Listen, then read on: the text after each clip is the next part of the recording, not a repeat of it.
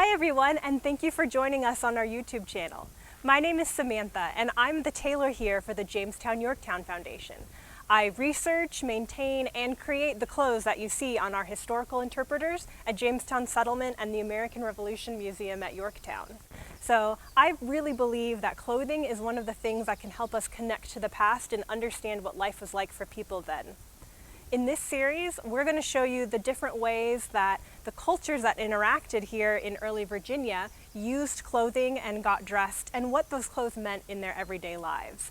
So to start, we're going to look at how the average common woman would have gotten dressed at James Fort.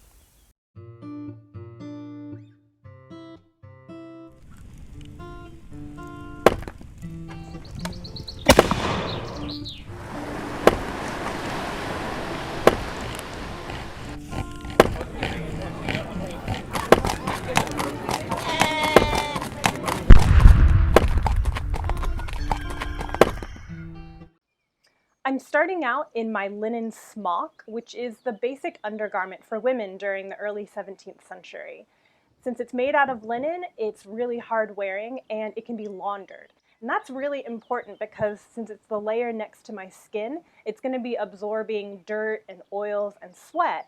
And by being able to wash my smocks and put a clean new one on each day, that'll help keep my body and my outer clothing clean. I'm also wearing stockings held up with garters since there's no elastic in them, and I have shoes. And the shoes tie on the top of my foot. Covering my head, I have a coif, which is also made out of linen, and this is going to help keep my hair clean from smoke, working over a fire, dirt, and things like that. The next garment that I'm going to put on is called either a kirtle or a petticoat. And this is the basic garment for women during this time period. And it consists of a bodice, or upper bodies as it was called in the early 17th century, and the skirt that's attached. The skirt is made out of red wool, and red was a very common color for petticoats because it was believed to be a very healthy and warming color.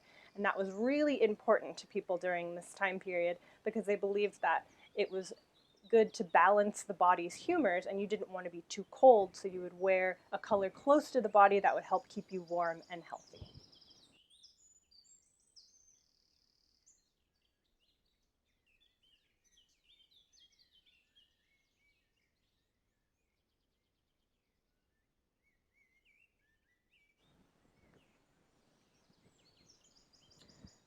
I'm lacing up the bodice of the petticoat, and the petticoat is going to support a woman's chest and back.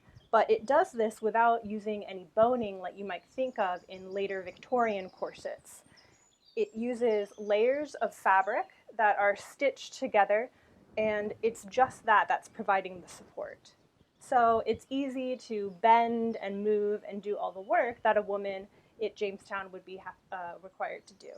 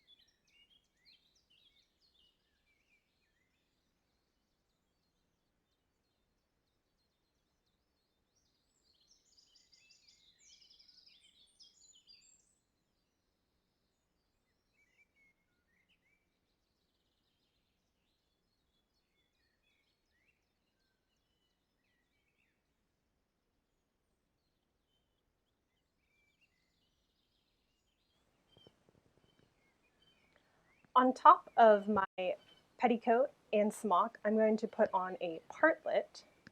And this little garment is going to help keep my chest and neck covered, which will protect my skin from the sun. And it'll also help keep me a little bit warmer on chilly days.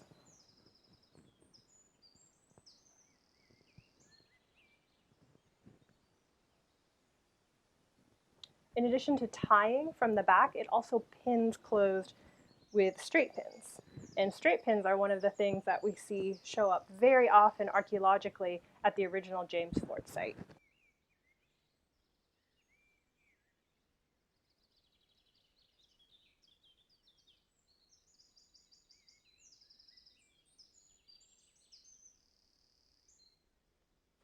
The next thing I'm going to put on is my apron. Now, this apron happens to be made out of blue linen, and I chose to make it out of blue linen based on written records that we have from the Farrar papers of the early 17th century that showed blue linen being used for women's aprons. Blue was one of the few colors that we have documentation for linen being dyed in. Usually it was white or left unbleached. And before I finish tying off my apron, I'm going to add a purse. This is a place that I can keep keys or any other personal items on my person.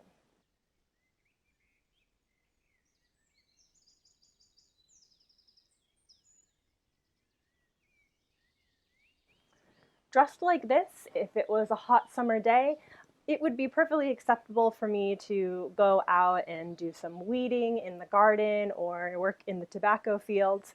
But if it was a cooler day, or if I was going to go out more in a public space like the church or something like that, I would want to put on a waistcoat. My waistcoat is made out of undyed sheep's wool, so it's just left the color that it came off of the sheep on. And even though it might seem like white or a light color is impractical because it would get dirty, it actually means that it was a cheaper fabric to buy since you're not paying for the extra expense of the dye. So you often see undyed sheep-colored fabrics being used for the clothing of common people during this time period. The waistcoat fastens with hooks and eyes that are made out of brass, and hooks and eyes are another item that we see found archaeologically at the original James Fort site.